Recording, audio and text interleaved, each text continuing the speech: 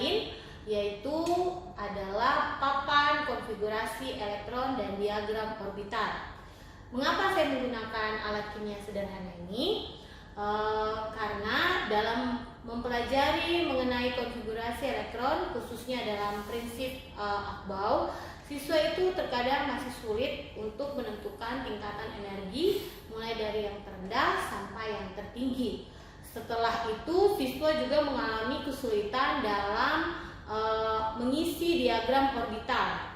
Untuk itu, untuk lebih menarik motivasi belajar siswa dan siswa lebih gampang mempelajari konfigurasi elektron dengan prinsip Akbau, saya menggunakan papan konfigurasi elektron dan diagram orbital ini agar siswa dapat lebih mengerti.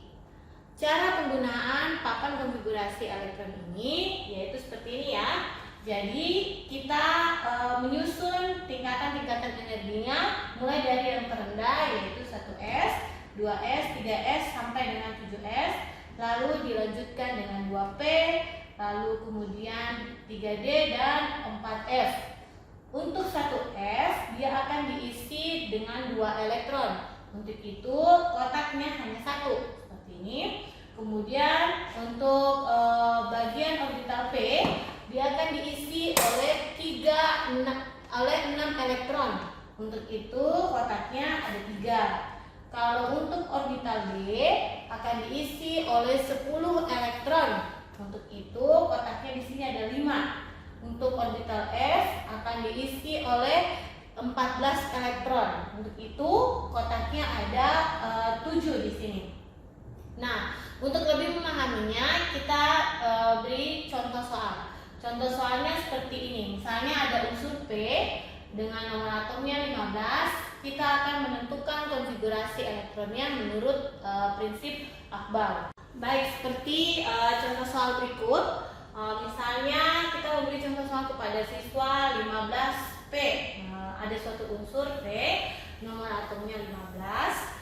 Nah, untuk membuat konfigurasi elektronnya, kita ambil pin ini sebanyak 15, 2, 3, 4, 5, 6, 7, 8, 9, 10, 11, 12, 13, 14, 15. Setelah itu, pin ini kita anggap dia sebagai elektronnya.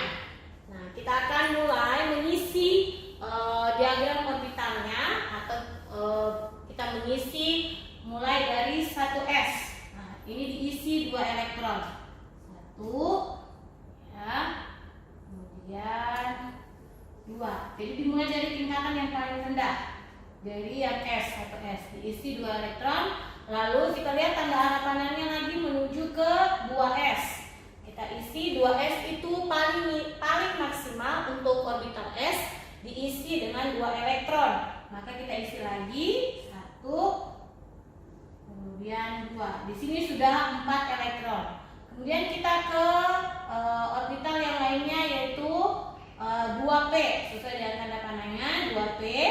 Kita isi karena 2P ini paling banyak diisi oleh 6 elektron. Maka kita isi 1, kemudian 2, lalu 3, 4, 5, dan 6. Nah, ini sudah diisi, 2P ini sudah diisi 6 elektron. Kita masih ada 5 elektron lagi yang belum terpakai. Lalu setelah 2P kita ke 3S. Nah, kita ke 3S.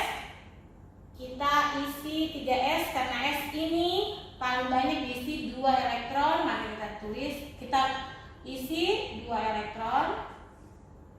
Setelah 3S lalu ke 3P. 3P paling banyak diisi 6 elektron, tetapi elektron yang tersisa adalah 3. Maka kita isi 3. 1, 2, dan 3. Seperti ini ya. Maka untuk konfigurasi elektronnya dia berakhir di 3P dengan elektronnya 3. Berarti ditulis 3P3. Untuk lebih jelasnya bisa dilihat ya seperti ini. Misalnya tadi kita sudah mengisi 15P. Kita mulai dari 1S. 1S diisi 2, lalu 2S 2, kemudian 2P diisi 6 elektron, lalu 3S ya. 3S diisi 2 elektron, kemudian 3P berakhir di 3P3 ya. Berakhir di 3P3. Untuk itu ini konfigurasi elektronnya berakhir di 3P3. Untuk membuat diagram orbitalnya karena sudah ada di situ, maka diagram orbitalnya seperti ini.